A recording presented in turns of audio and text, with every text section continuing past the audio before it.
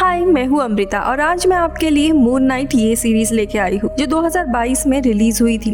इस सीरीज के पहले एपिसोड की शुरुआत में हम स्टीवन ग्रैंट को देखते हैं जो अपने घर पे नींद से उठता है और हम देखते हैं उसने खुद को जंजीरों से बांधा होता है। वो जंजीर निकालता है और अपने काम करने के बाद वो अपने ऑफिस के लिए निकलता है। वो लंदन म्यूजियम में काम किया करता था। वहाँ पे काम निपटाने के बाद शाम में जाने से पहले वो डिलीन से मिलता है जिसे वो काफी पसंद करता था और इसीलिए वो अगले दिन यानी सैटरडे को उसको डेट के लिए इनवाइट करता है। वो भी हाँ कहती है। अब ये घर चला जाता है। स्टीवन हमेशा एक स्टेचू से बात किया करता था और यहाँ पे हमें समझ आता है कि इसके साथ क्या हो रहा है। वो कहता है, मैं हर रात जब सोता हूँ तब सोने के बाद मैं किसी दूसरे दुनिया में जगता हूँ। मुझे कुछ भी नहीं होता, मैं कहाँ जाता हूँ, क्या करता हूँ, मुझे कुछ भी नहीं पता। अगर कोई भी ये सुनेगा तो मुझे पागल समझेंगे। और घर आने पर हम देखते हैं दरवाजे पर वापस से टेप लगाकर पैरों को जंजीरों से बांधकर अपने बेड पर लेट जाता है और इजिप्ट के बारे में वो पढ़ना शुरू कर देता है। अब किताब पढ़ते पढ़ते उसे नींद आ जाती है और अगले ही पल में उसकी आंख एक पहाड़ी मैदान पर खुलती है। ये जगह ऑस्ट्रियन एल्प्स नाम का टाउन थी जहाँ पे उसे एक आवाज सुनाई देती है लेकिन उसके आसपास कोई भी नहीं था और तभी उसे एहसास होता है कि उसकी जेब में कुछ तो चीज है, इसीलिए वो उसे निकाल कर देखता है। तभी अचानक से उसके पीछे एक साया आता है लेकिन वो पीछे मुड़कर जब देखता है तो वहाँ पर कोई भी नहीं था। तभी एक जगह से कुछ लोग इसके ऊपर हमला करने लगते हैं, इसीलिए वो भागते हुए उस गांव के टाउन में आ पहुँचता है। वहाँ पे उसे एक जगह पे भीड़ दिखती है। उस भीड़ में था आर्थर हैरो। आर्थर एक ग्रुप का लीडर था और ये सारे इजिप्शियन गॉडेस एमिट को काफी पूछते थे। अब यहाँ पे हम आर्थर को लोगों के ऊपर रिचुअल करते हुए देखते हैं जहाँ पे हम देखते हैं वो कुछ लोगों को हाथ लगाकर उनके सोल को अपने अंदर खींच लेता है और लोग वहीं पे मारे जाते हैं। अब एग्जैक्टली ये रिचुअल क्या है हमें आगे पता चलेगा। तभी उसकी नजर घबराए हुए स्टीवन पर जाती है और वो स्टीवन को हाथ आगे करने के लिए कहता है। दरअसल उसे उसके हाथ में जो डिवाइस था कैरेब वो चाहिए था। हालांकि स्टीवन मना कर देता है लेकिन आर्थर के फॉलोवर्स उसे घेर लेते हैं, इसीलिए वो कैरेब उसे देने के लिए जाता है। लेकिन तभी उसे वापस से वही आवाज सुनाई देती है जो कहती है कि उसे ये चीज मत देना और अपने आप उसके हाथ की मुट्ठी बंद हो जाती है। वो चाहकर भी दे नहीं पाता और अचानक से वो वापस से सो जाता है। कुछ समय के बाद जब उसकी आंख खुलती है तब वो देखता है किसी ने आर्थर के फॉलोवर्स को मार दिया है और अब ये यहाँ से एग्जैक्टली क्या हुआ कुछ भी पता नहीं था। इसके बाद वो आवाज उसे यहाँ से भागने के लिए कहती है और स्टीवन एक गाड़ी को लेकर यहाँ से भाग जाता है। अब इस हादसे के बाद अचानक से स्टीवन की आंख उसके घर में खुलती है। उसे याद आता है कि आज सैटरडे है, डिलिन के साथ उसे डिनर पे जाना था, इसीलिए वो रेडी होता है और फटाफट रेस्टोरेंट जाकर उसका इंतजार करता है। लेकिन काफी देर के बावजूद डिलन आती ही नहीं है, इसीलिए वो उसे कॉल करके पूछता है कि तुम अभी तक आई क्यों नहीं हो, मैं तुम्हारा इंतजार कर रहा हूँ। लेकिन तभी डिलन काफी हैरान होती है और उससे कहती है कि हमने सैटरडे का प्लान बनाया था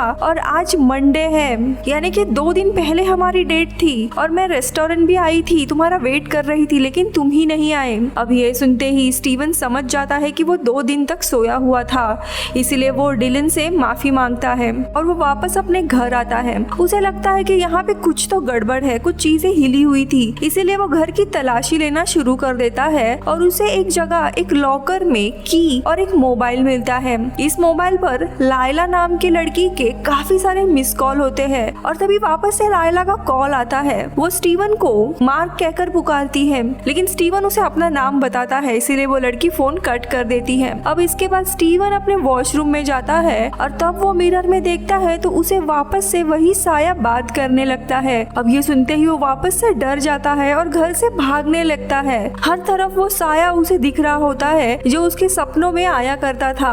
अब अगली सुबह वो म्यूजियम अपने काम पे आता है तो उसे मिलने के लिए वहाँ पे आर्थर आता है जिसे देखकर स्टीवन भी डर जाता है लेकिन स्टीवन वहाँ से भाग जाता है। अब रात को जब स्टीवन अपना काम निपटा के म्यूजियम बंद करके निकल रहा होता है तभी उसे खतरनाक जानवर की आहट होती है जो अचानक से उसके ऊपर हमला कर देता है। स्टीवन अपनी जान बचाने के लिए भागने लगता है और तभी उसे आर्थर की भी आवाज आती है जो कह रहा था कि तुम्हारे पास जो डिवाइस है यानी कैरेब वो मुझे दे दो। और बचने के लिए वो वॉशरूम के अंदर छुपने जाता है और तभी मिरर में उसे एक बार वापस से एक साया दिखाई देता है जो स्टीवन से कहता है कि तुम मुझे अपना शरीर दे दो, मैं उस खतरनाक क्रीचर से तुम्हें बचा लूंगा।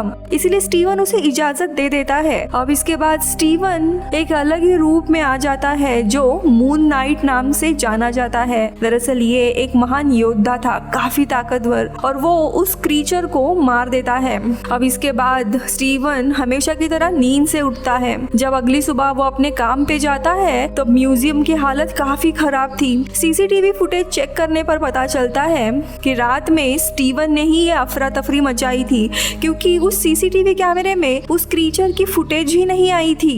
यानी सारा इल्जाम स्टीवन पे जाता है और उसे काम से निकाल दिया जाता है। और अपने घर आने के बाद वो इन सवालों का जवाब ढूंढने के लिए वो मोबाइल के साथ था, उसके साथ एक लॉकर की भी मिली होती है। वो उस लॉकर कंपनी में जाता है जहाँ पे ऑफिसर उसे मार्क कहकर बुलाता है और उसे उसके लॉकर रूम में लेके जाता है, जहाँ पे उसे एक बैग मिलता है जिसके अंदर काफी सारे पैसे, एक गन, पासपोर्ट जिस पर मार्क लिखा होता है, और उसी के अंदर उसे वो कैरेब मिलता है। ये वही कैरेब है जो उसे सिर्फ सपनों में दिखा था। जब वो उसे प्रेस करता है तो उसके पंख आते हैं और वो हवा में उड़ने लगता है। ये दरअसल एक कंपास था। और तभी वापस से मिरर में वो साया उसे दिखाई देता है। स्टीवन काफी गुस्से में उसे पूछता है कि भाई तुम हो कौन, मेरी जिंदगी खराब करके रखी है। तो साया बताता है कि मैं मार्क हूँ, इजिप्शियन मून गॉड कॉन्शू का ही एक सेवक। हम दोनों का जीवन एक दूसरे से जुड़ा हुआ है और अभी तुम्हारी जान खतरे में है। अगर तुम्हें जान बचानी है तो तुम्हें अपना शरीर मेरे हवाले करना होगा। स्टीवन मना कर देता है और कहता है कि तुमने काफी सारे इल्लीगली काम किए हैं, ये पैसे भी वैसे ही इकट्ठा किए हैं। मैं तुमसे छुटकारा पाके रहूंगा और ये बैग मैं पुलिस को जाके दूंगा तो पुलिस सारे आरोप मुझ पे डाल देगी और मुझे जेल में बंद कर देगी, जिसके बाद तुम मेरे शरीर के थ्रू कभी भी गलत काम नहीं कर पाओगे क्योंकि मैं कैद रहूंगा जेल में। और गुस्से में वो बैग लेकर वहाँ से जाने लगता है, लेकिन तभी वो साया उसके पीछे लग जाता है। तभी वहाँ पर एक लड़की आती है जो बाइक पर उसे बिठाकर अपने साथ लेकर जाती है। वो बताती है कि वो लाइला है। दरअसल लाइला मार्क की पत्नी होती है। अब लाइला उसे अपने घर पे लेकर जाती है और वो बैग चेक करने लगती है। उसके अंदर उसे कैरेब भी मिलता है, जिसे देखकर वो काफी हैरान होती है और कहती है हम सालों से इस चीज को ढूंढ रहे हैं, अगर तुम्हें ये पहले से ही मिला था तो तुमने मुझे इसके बारे में क्यों नहीं बताया। और ये सुनकर वो सच्चाई बता देता है कि मैं स्टीवन हूँ, मार्क नहीं। लेकिन आगे कुछ बोल पाए तभी इनके घर की डोरबेल बजती है और जब स्टीवन बाहर जाता है तो वहाँ पे पुलिस आई हुई थी जो उसे अरेस्ट कर लेती है। लेकिन लाइला सही समय पे खिड़की के पीछे जाके छुप जाती है। अब पुलिस वाले स्टीवन को पकड़कर आर्थर के पास ही लेके जाते हैं क्योंकि ये पुलिस भी आर्थर के ही लोग थे। अब यहाँ पे आर्थर के अड्डे पे हम देखते हैं जो स्टीवन को सारी हकीकत बताने लगता है।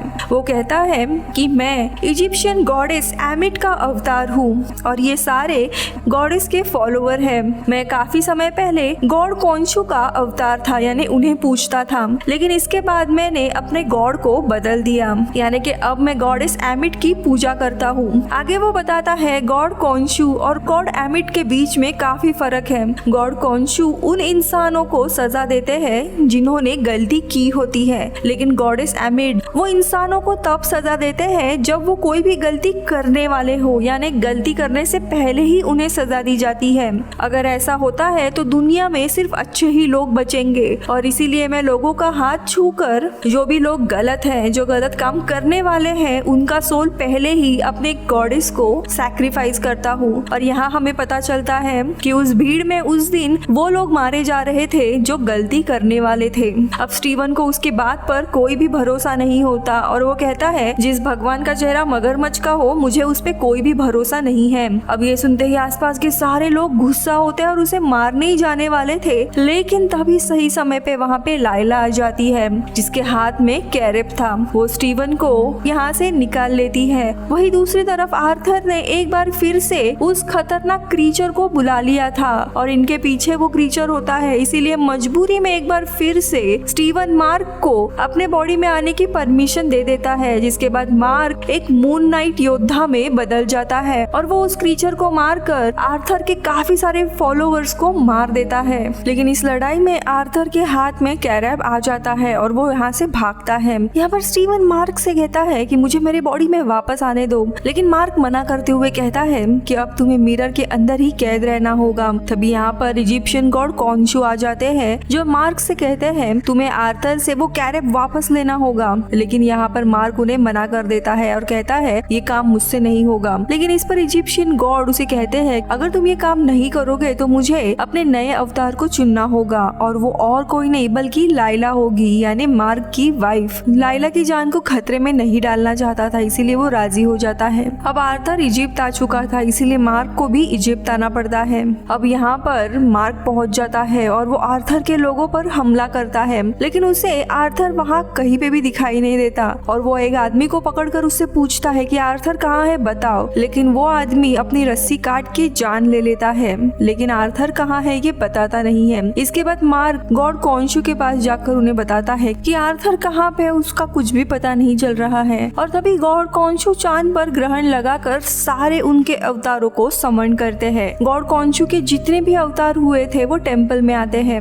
अब यहाँ पे आर्थर भी किसी जमाने में गॉड कॉन्शु का अवतार हुआ करता था, इसीलिए वो भी आता है। अब यहाँ पे मार्क उसके ऊपर आरोप लगाता है कि उसके पास कैरेब है जिससे वो गॉडेस एमिट को जिंदा करना चाहता है। अब यहाँ पे मार्क के पास कोई भी सबूत नहीं था, इसीलिए जितने भी गॉड होते हैं जो कॉन्शु के अवतार हुए हैं उन्हें गुस्सा आता है और वो मार्क से कहते हैं कि आज के बाद तुमने इन गॉड्स को गलत तरीके से समन किया या बिना सबूत के हमें बुलाया तो हम तुम्हें पत्थर का बना देंगे। और अब इसके बाद ये सब लोग यहाँ से चले जाते हैं। लेकिन यहाँ पे एक गॉडेस मार्क को कहती है कि अगर तुम जो कह रहे हो वो सच है तो दुनिया पर आफत आ सकती है, इसीलिए मैं तुम्हारी मदद करूंगी। और वो आर्थर से कहती है कि तुम्हें सबसे पहले गॉडेस एमिट के मकबरे को ढूंढना होगा, जो कि कैरेब के थ्रू ही ढूंढा जा सकता था, लेकिन कैरेब ऑलरेडी आर्थर के पास था और यहाँ पर भी किसी को पता नहीं था मकबरा कहाँ पर है। और उसके लिए तुम्हें सबसे पहले मर्चे के ताबूत तक पहुँचना होगा, वहीं से तुम्हें उनके मकबरे के बारे में पता चलेगा।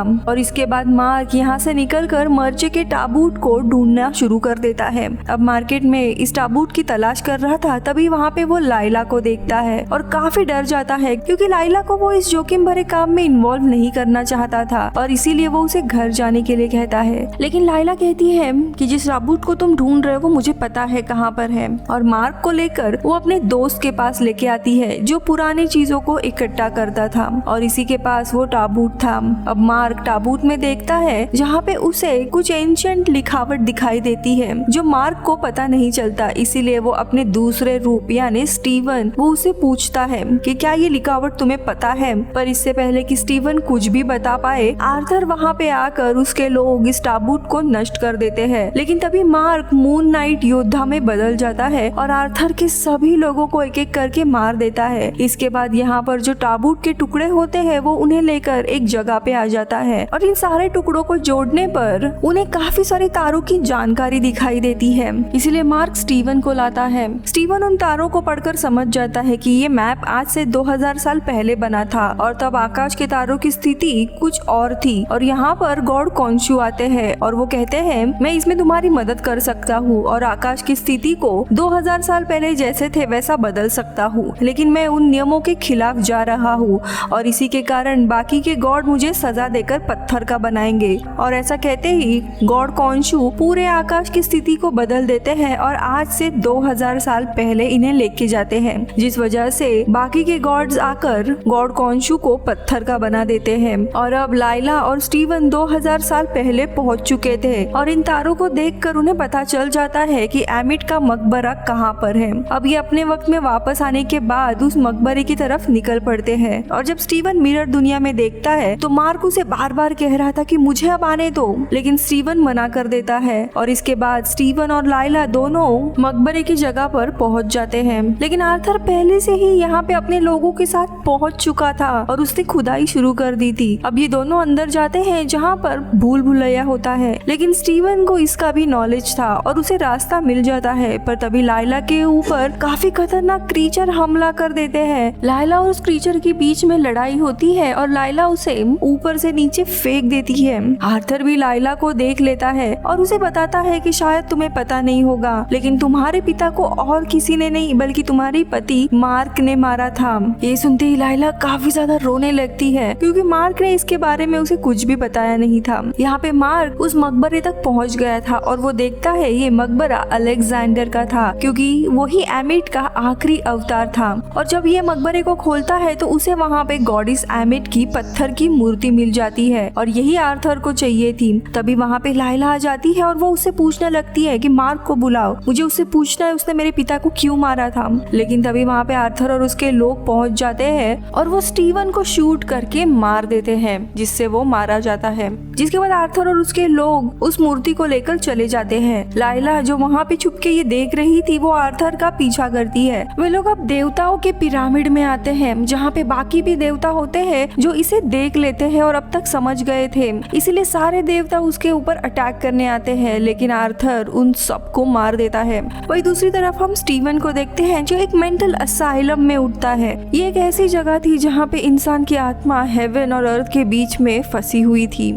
स्टीवन देखता है आर्थर उसका चेकअप कर रहा था, जिसे देखकर वो काफी हैरान होता है और वो वहाँ से भागते हुए एक कमरे में छुपता है और वहाँ से एक बक्से में से मार्क बाहर आता है, जिसे देखकर वो काफी खुश होता है और उसे गले लगता है। और तभी उनके सामने मृत्यु की गॉडेस आ जाती है इन्हें लेने के लिए। ये गॉडेस आत्माओं को इस दुनिया से हेवन तक लेके जाया करती थी, लेकिन सबसे पहले वो इंसानों के दिल को तराजू में तोलकर उनके कर्म देखती थी कि अगर तराजू स्थिर हो जाता है तो उन्हें हेवन लेके जाया जाएगा, और अगर तराजू स्थिर ना होता है तो उनकी आत्मा इसी मेंटल असाइलम में रहेगी। दोनों गॉडेस से कहते हैं हमें अर्थ पर वापस जाना होगा, आपको हमें जिंदा करना होगा ताकि हम आर्थर को रोक सकते हैं। तभी गॉडेस कहती है मैं तुम्हें जिंदा कर सकती हूँ, लेकिन उसके पहले तुम्हारे कर्म देखने होंगे। जिसके बाद वो इन दोनों का भी दिल निकाल कर तराजू के ऊपर रखती है, लेकिन तराजू स्थिर होता ही नहीं है।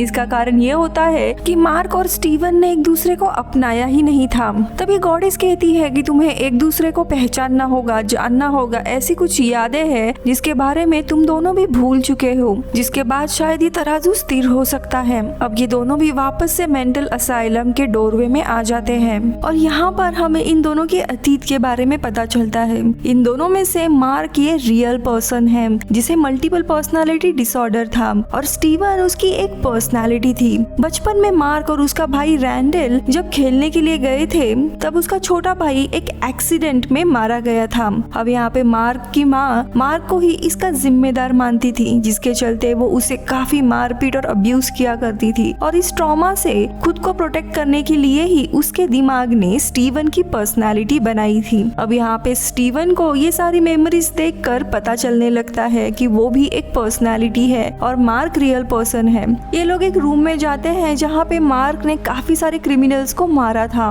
और उनके शव होते हैं वहाँ पर। फिर वो अपने छोटे भाई रैंडल का भी शव देखता है, यानी कि अभी भी मार्क उसके जाने के लिए खुद को ही जिम्मेदार मानता है। मार्क और रैंडल दोनों भी काफी क्लोज भाई हुआ करते थे। दोनों का भी एक फेवरेट कार्टून कैरेक्टर था जो कि आर्कियोलॉजिस्ट था, जो हमेशा एडवेंचर पे जाया करता था। और जब मार्क के दिमाग ने स्टीवन की पर्सनालिटी बनाई थी तब इसी आर्कियोलॉजिस्ट की इमेजिनेशन यूज की थी, जहाँ पे स्टीवन को भी मशहूर गाइड बनना था और एडवेंचर पे जाना था और इसीलिए वो म्यूजियम में काम किया करता था। अब यहाँ पे स्टीवन को रियल लाइफ में लग रहा था कि वो अपने माँ से काफी करीब है, उसकी माँ भी उसे काफी प्यार करती है और इसीलिए इनिशियल एपिसोड्स में वो अक्सर अपने माँ से बात करता था। लेकिन ये इसीलिए होता है मार्क को असल जिंदगी में अपने माँ का प्यार नहीं मिल सका था, इसीलिए उसके दिमाग में स्टीवन के थ्रू अपने माँ से करीबी रिलेशन जोड़ा। लेकिन असल में स्टीवन कभी भी अपने माँ को कॉल ही नहीं करता था क्योंकि माँ का कुछ ही महीनों पहले देहांत हुआ था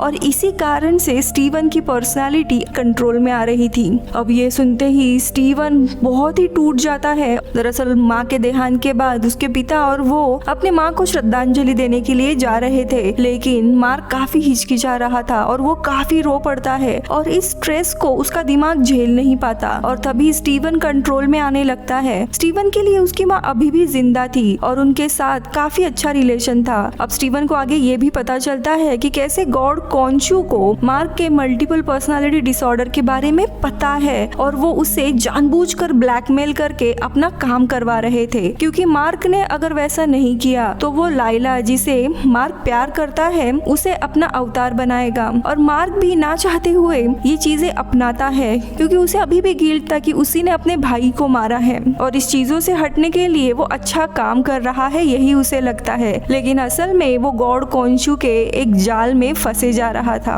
अब इन सारे रियलाइजेशन के बाद मार्क और स्टीवन एक दूसरे को गले लगाते हैं। वो एक दूसरे को समझने लगते हैं और वो वापस नाव में आते हैं। लेकिन तब तक इनकी नाव बहुत आगे जा चुकी थी, इसीलिए यहाँ पर जो भी बुरी शक्तियाँ होती है वो इनके ऊपर हमला करना शुरू कर देती है और दोनों भी मिलकर इनसे लड़ते हैं। लेकिन इस लड़ाई के दौरान स्टीवन नाव से नीचे गिर जाता है, जिसके बाद वो पत्थर का बन जाता है। साथ ही मार्क को दिखाया जाता है जिसने सफर पूरा कर लिया था और वो हेवन तक पहुंच चुका था, लेकिन उसे लग रहा होता है कि वो स्टीवन के बिना अधूरा है। इसीलिए वो हेवन से निकलकर स्टीवन के पास पहुंच जाता है। वो उसका हाथ पकड़ता है और खुद भी पत्थर का बन जाता है और इसके बाद गॉडेस समझ जाती है कि इन्होंने एक दूसरे को एक्सेप्ट किया है, इसीलिए वो खुश होती है और दोनों को वापस से जिंदा कर लेती है।